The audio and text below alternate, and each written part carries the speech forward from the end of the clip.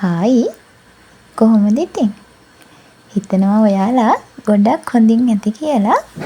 ඔන්න ඉතින් මං අදත් ආවා කතාවේ 38 වෙනි කොටසත් අරගෙන. කතාවට යන්න කලින් පුංචි මතක් කිරීමක් කරනවා.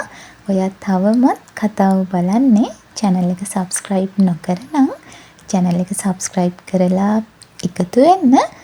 ඉස්සරහට දාන කතාත් මග නොහැර හැම එකක්ම බලන්න පුළුවන් එතකොට. එහෙනම් දැන් අපි යමු කතාවට. ඔවුන් කෙලින්ම ගියේ ප්‍රසිද්ධ රත්තරන් බඩු සාප්පුවක් වෙතය. දැන් මිහන්සා සිතැඟි සමග බොහෝසේ මිතුරු වී ඇත.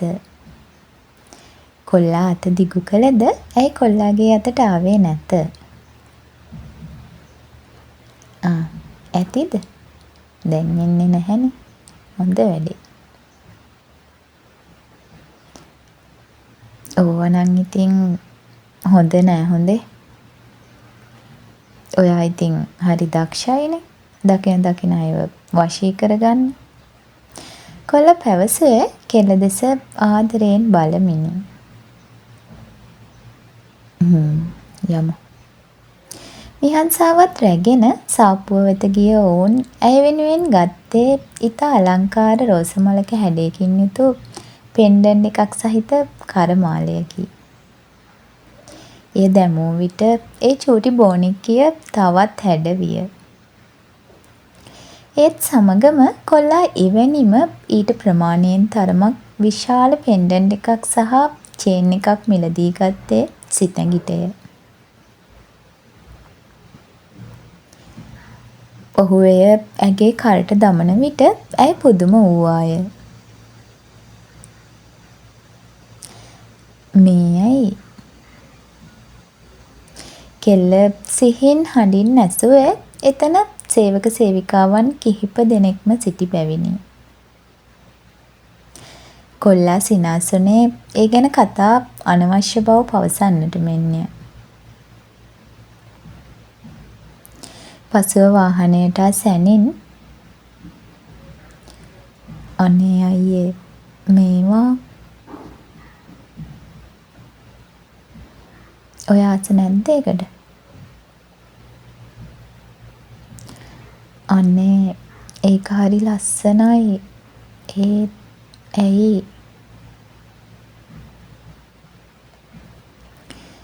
ඉතින් මගේ රෝස මලත් ලස්සනට ඉන්න එපයිනේ. දැන් හරි. පුංචි දෝයි දෙන්නම රෝස මල් දෙකක් වගේ ඉන්නවා. කියමින් කොල්ලා පුංචි මිහන්සාගේ කොපුල සෙමින් සිපගත්තේය. ඒත් සමගම කොල්ලා සූදානම් වූයේ වාහනය පණ ගැන්වීමටයි. මට නැද්ද?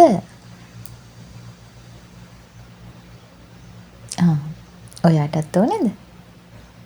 කොල්ලා එලෙසම නැවි කෙල්ලගේ කොපුලද සිපගත්තේ ඒ තරම්ම සෙනෙහසකිනි. කෙල්ලට දැනුනේ මහා ලෝභකමකි. මෙය නම් පෙර ආත්ම භවයක සිදු කර ඇති මහා පිනකි. එලෙස නොවන්නට මෙතරම් ආදරයක්, මෙතරම් සැනසීමක් ජීවිතයට හිමි වෙන්නට බැරිය. කෙල්ල ඔහුගේ මුහුණ දෙස බලා කල්පනා කළාය. ඒත් සමගම පුංචි මිහන්සා සිතැඟිගේ තුරුලේ සුවබර නින්දකට වැටුණාය. කෙල්ල මිහන්සා දෙස බලා සිටින්නේ ඇගේ මුහුණ සෙමින් පිරිමදිමිනි. ඇය තුළ ඇත්තේ හරිම සාමකාමී සැනසිලිදායක බැල්මකි. වාහනය නැවතත් සුපුරුදු පරිදි නතර කළ අනගී කෙල්ල දෙස බලා සිටියා මිස කිසිවක් කීවේ නැත.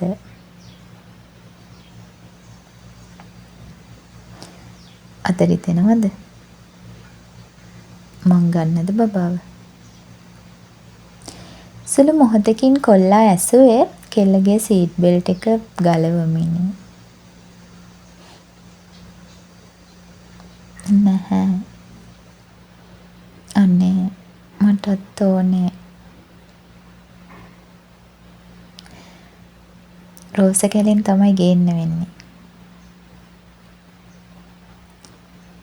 රෝස කැලේ බබාලා නෑනේ. ඔව්. ඒත් ඉතින් නිකම් බබාලා ගේන්න බෑනේ.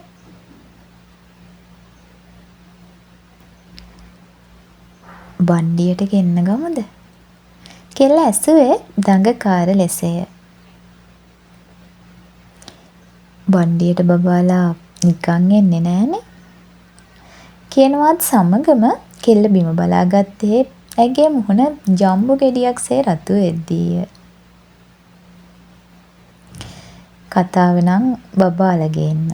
හැබැයි ඉතින් මොනා හරි කිව්වම මූණ දිහා බලන්නෙත් නෑ ලැජ්ජාවට.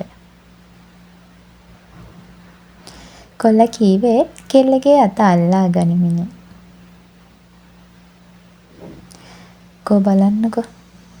දැන් ඕනේද බබෙක්? කෙල්ල හිස සැලුවාය. අපි ගේමුකෝ හරිද? කෙල්ල කොල්ලගේ උරහිසෙන් ඔළුව තබා ගත්තේ ලැජ්ජාවටත් ඒ දැනුණු ලස්සන හැඟීම විඳ ගැනීමටත්ය. ඉන් මද වේලාවකට පසු කාවින්ගත් කවීෂාත් පැමිණියේ අත්‍යවශ්‍යම දේවල් පමණක් ගෙනය. මිහන්සා බාරදී ගියද ඇය නිසා අලුත් ආදරවන්තයින්ගේ නිදහසට බාධා වනවාට ඔවුන් කැමති වූයේ නැත. අනේ එයාට වතුර නම් දුන්නා. කැව්වේ නම් නෑ අක්කේ. එයාට නිින්ද ගියා. කමක් නෑ පැටියෝ. එයාට බඩගිනි වුණොත් දෙන්න කියලා මං අරන් ආවේ. එයාට කවලා එක්කන් ආවේ මං. ඔයාට කරදර කළාද එයා? අනේ නෑ. ඊට පස්සේ අයියා අතට ගියෙත් නෑ. කෙල්ල කීවේ දැඩි සතුටිනි. හරි ෂෝක්නේ. පුංචිටයි දෝටයි දෙන්නටම බාප්පා තෑගි අරන් දුන්නද? කවිෂ ඇසුවේ කෙල්ලගේ කරේ තිබූ මාලය දුටු නිසාය. සිතැඟි හිස වැනුවේ එය අනුමත කරමිනි. බාප්පා හරි ෂෝක්නේ දැන් නේද බබා? ඒකනේ. සතුටින් ඉන්න දෙන්නම එක්ක. හැමදාම ඔහොම. කවිෂද කාවින්ගගේ කතාවට එකතු වූයේ දෙදෙනා දෙසම ආදරණීය බැල්මක් කෙලමිනි. දෙන්නත් එක්ක යනවද අපේ ගෙදර? මොනා හරි දාගත්ත වැඩක් තියෙනවද? ඇසුවේ කාවින්ග දෙදෙනාගේම මුහුණ දෙස බලමිනි. වෙන වෙලාවක එන්නම් අයියේ. ඔව් හිටපන්. දැන් කෙල්ලත් එක්ක රවුම් ගහ ඉඳහන්. අපිව බලන්නවත් එන්න එපා හොඳේ. සිතැඟි බිම බලාගත්තේ ලැජ්ජාවටය. අපි යමු එහෙනම්. බබත් නිදිනේ. හෙට අනිදා දිහාවට එන්න මල්ලි. නංගිවත් එක්කන් එන්න. අයියා එක්ක එන්න පැටියෝ. දුවෙක් ඉඳලා යන්න පුළුවන්නේ. ඔයාට කැමති නම් ඉතින් අපේ ගෙදර නතර වුණත් කමක් නෑ. ඔයා තනියෙන් ඇනෙක්ස් එකේ ඉන්නවට වඩා. කෙල්ල බැලුවේ ආසාවෙනි. අපේ බබා හිටියට ඉතින් එයාගේ බබා අපේ ගෙදර නැහැනේ. ඕන දෙයක් කොල්ලෝ අපි උගත් පාඩනොත් මතක තියාගෙන හොඳේ. යනුවෙන් කාවින්ග පැවසුවේ සැඟවුණු අදහසකිනි. නමුත් ඒ බව සිතැඟිට නම් තේරුණේ නැත. කවිෂාගේ මුවට ආවේ ලැජ්ජාශීලී සිනහවකි. ඔවුන්ට සමුදුන් පසු වාහනයට නැගි සිතැඟිගේ පළමු ප්‍රශ්නය වූයේ කාවිංගගේ කතාව ගැනය.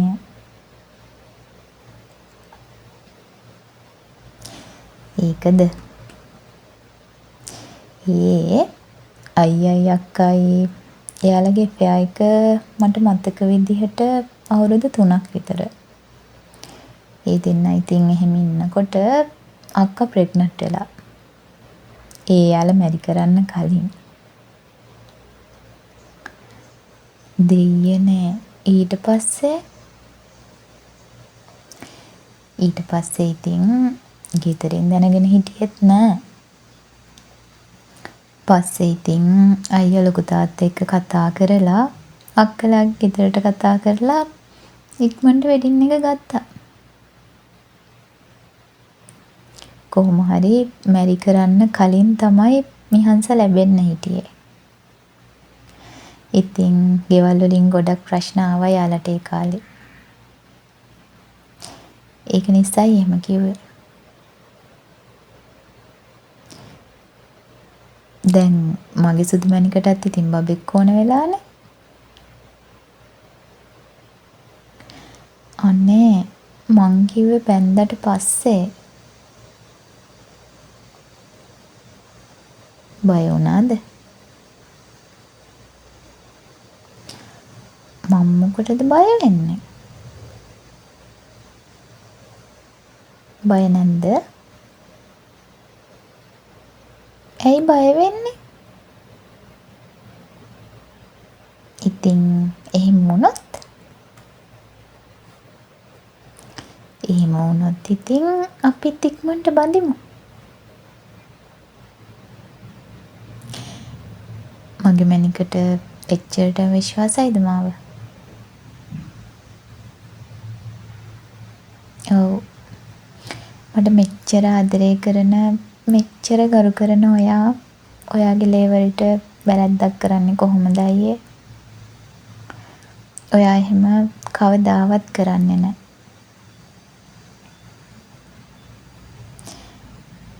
මං ඔයාගේ ওই විශ්වාසය හැමදාටම රකිනවා මැනික. කොල්ලා කීවේ කෙල්ලගේ හිස පිරිමැද ඇගේ නළලද සිප ගනිමිනි. දවස් ගෙවී ගියේ ඉක්මනින්ය. කෙල්ල සතියකට පසු ගෙදර ගොස් ආවේද කොල්ලා සමගය. සිකුරාදා ඔපිස් අවසන් වූ පසු ඇයව ගෙදර ඇරලූ කොල්ලා නැවතත් ඉරිදා හවස ගොස් ඇයව රැගෙන ආවේය. සිතිගෙගේ අම්මාත් තාත්තාත් සිටියේ මහත් සැනසීමෙනි. කොල්ලා ඇයව සාරංග සේම බලා ගන්නා වග ඔවුන්ට තේරී තිබුණි. අනගි පිළිබඳව ඔවුන්ගේ හිත් තුළ වූයේ විශාල විශ්වාසයකි. ඒ කෙසේ වෙතත් උගත් කාන්තාවක් ලෙස සිතැඟිගේ මව කෙල්ල කෙරෙහි සැලකිලිමත් වූවාය.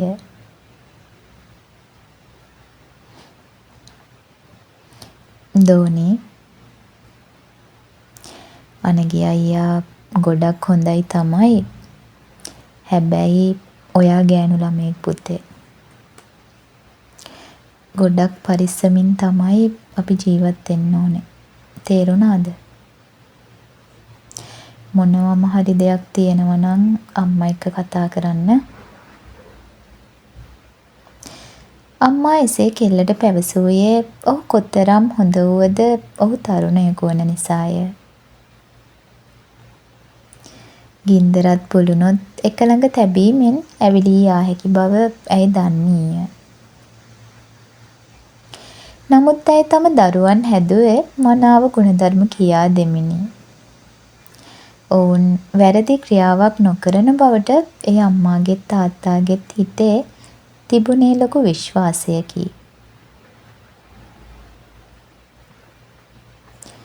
අනේ මොනාද මේ කියන්නේ? කෙල්ල කතාව මගෑරියේ ඉන් සුළු හෝ සංවාදයක් අවශ්‍ය නොවන බව අම්මාට ඇඟවීමටය. ඔහු ගැන එලෙස සිතීමද පාපයකි. කෙල්ලට සිතුනේ එලෙසය. නමුත් වාහනේ එන විට කෙල්ල කොල්ලාට පැවසූ දෙයින් කොල්ලා පුදුම විය.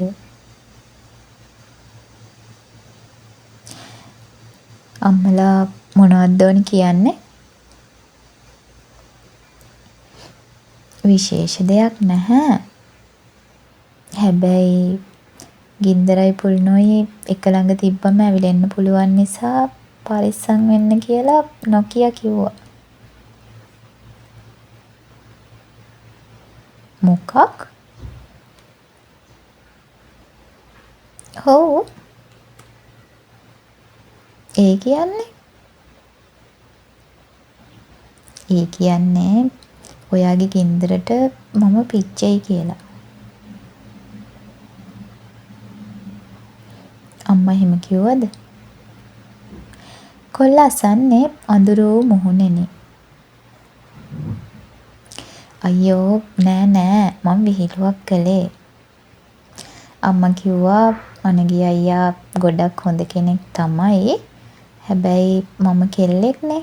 ඒ නිසා මට පරිස්සම් වෙන්න කියලා.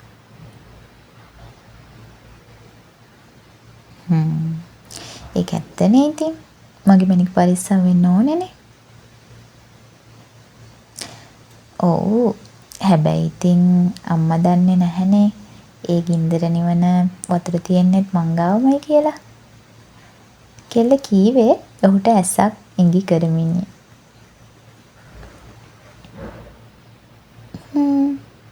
දැන් නම් හොඳටම පැහිලා මේ කෙල්ල. හැබැයි ඉතින් එතන තමයි මගේ මැනිකට වැරදුනේ. නිවෙන වතුර නෙමෙයි ඇවිලෙන්න හේතුව නම් ඔයා. මම මලක් වගේ හදාගත්තේ ඒකව බලාගනින් කියලා කිව්ව එකට ඌට උන පොරොන්දුව මතක් කරගෙනයි මන් නිවෙන්නේ. එහෙම නොවෙන්න මෙච්චර ලස්සන කෙල්ලෙක් ළඟ ඉඳන් හුරතල් වෙද්දී අලු යට තියෙන ගින්දර උඩට එන්න දඟලන්නේ හිමින් හැමනන් නෙමෙයි. කොල්ලා කියද්දී ඒ බොරු පාට ඇස්වලින් ඇය දකින්නේ වෙනම පාටකි. ඇයි දැන් ටික ටික ඒ දැස්වල කතා හඳුනන්නීය. ඉතින් කෙල්ලට එහි ඇත්තේ කුමන අදහසක් දැයි තේරුණි. නමුත් මේ මොහොතේදී ඇය ඔහුව නිවිය යුතුමය. ඒ නිසාම එය නොතේරුණු අයුරින් ඇය ඔහුගේ දෙනෙත් මගහැරියේය.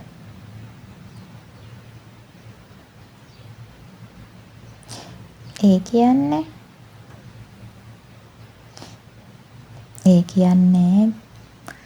හුරතල් වෙනවා දකිනකොට තුරුල් කරගෙන නතර වුණාට තවදුර යන්න හිතෙනවා. ඒත් ඉතින් මලක් නිසා එහෙම කරන්න බැහැනේ.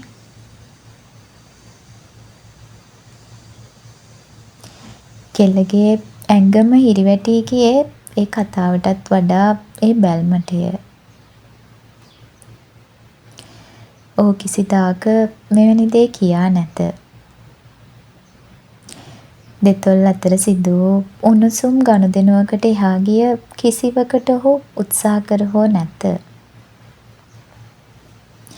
එය සිදු වූයේද සෑම විටම තමාගේ අවශ්‍යතාවයටය.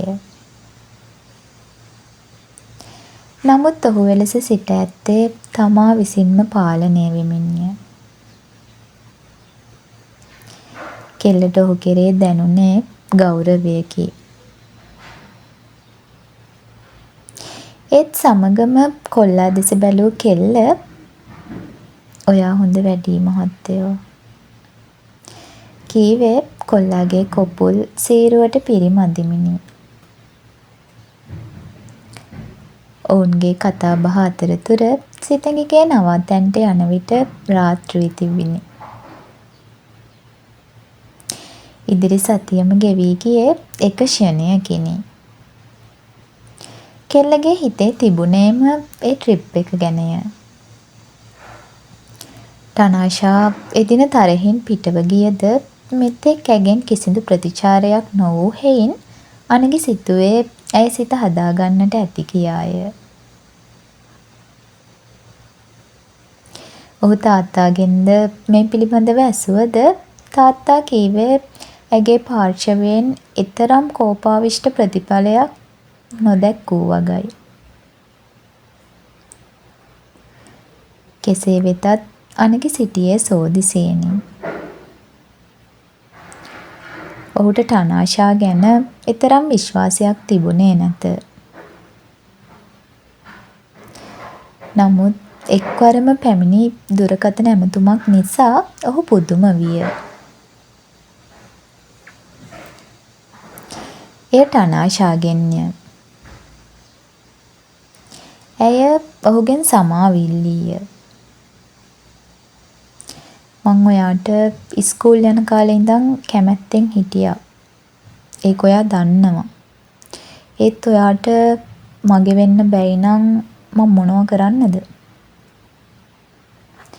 මං ගොඩක් කල් ඔයා වෙනුවෙන් බලන් හිටියා. හැබැයි තවත් එහෙම ඉඳලා වැඩක් නැහැ. ඉතින් ඔයා සතුටින් ඉන්න. ඇයගේ වදන් වලට කොල්ලාට ජීවිතේ ප්‍රථම වතාවට ටනාෂා ගැන අනුකම්පා සිතුණි. ඔහු ඒ පිළිබඳව සිතැඟි සමග පැවසූ විට කෙල්ලෙක්ගෙන් පිට වූයේ සැනසිලිදායක සුසුමකි. කෙසේ හෝ සිකුරාදා උදෑසන උදා වූයේ ඔවුන්ගේ චාරිකාවේ දිනය උදා කරමිනි. සිතැඟීට එකතු වූයේ අනුශිලාගේ වාහනයෙනි. එම බස් රථයේ සිටියේ ඔවුන්ගේ කණ්ඩායමේ සමාජිකයින්ය. අනගි පැමිණියේ ඔහුගේ වාහනයෙන්ය. සිතැඟිට අවශ්‍ය වූයේ අනුශිලා සමග සින්දුවක් කියමින් විනෝද වීමටය. කොල්ලාටද ඒ බව තේරුණි. අනුෂි හමුවට ගිය කොල්ලා සිතැඟිට ඇයව බාර කළේය.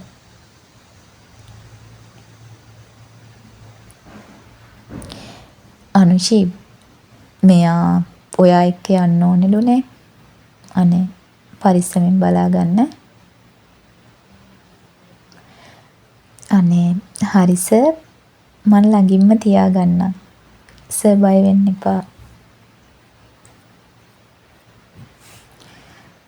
අයියෝ මාව බලාගන්න ඕනේ නැහැ. මට තනියෙන් ඉන්න පුළුවන්. කෙල්ල කීවේ පණ්ඩිත ලෙසය.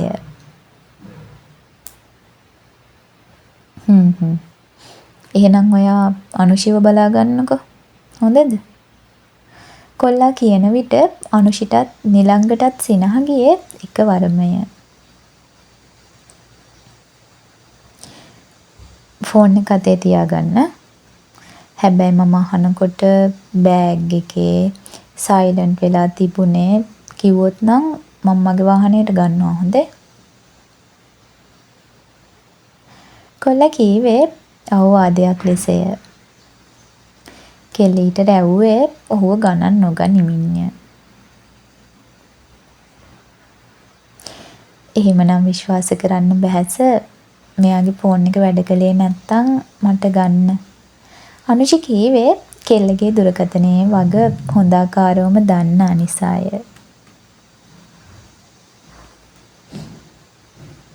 පරිස්සමට හොඳද?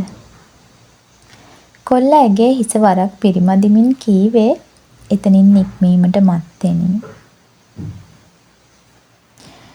ඉතාමත් විනෝදකාරී ලෙස ඔවුන් ගාල්ල වෙත ළඟා විය.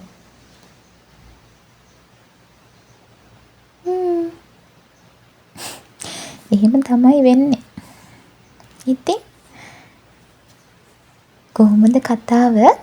අදහසක් කියාගෙන යන්න, කමෙන්ට් එකක් ලියාගෙන යන්න. ඉතින් කතාවට කැමති නම් කම්මැලි නැතුව ලයික් එකකුත් දාගෙන යන්න හොඳේ. එහෙනම් අදට ඇති. හෙටත් එන්නම් තවත් කොටසක් අරගෙන එතකන් ගිහින් එන්න. ඔයාලා හැමෝම පරිස්සමට සතුටින් ආදරෙන් ඉන්න.